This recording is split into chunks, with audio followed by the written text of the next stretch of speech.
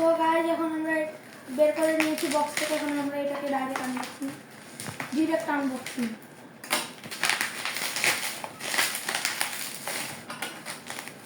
সাইজের একটা torch light 75, একটার সাথে পেয়েছি আমরা একটা রশি ফিতা।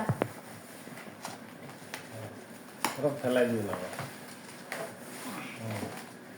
বিশাল একটা টর্চ লাইট। টর্চ লাইটটা কি জন্য নেওয়া হয়েছে বলতে কি জন্য নেওয়া হয়েছে? লাইট বন্ধ, লাইট অফ। দেখো এদিকে মারো, দেখি টিভির দিকে মারো দেখি।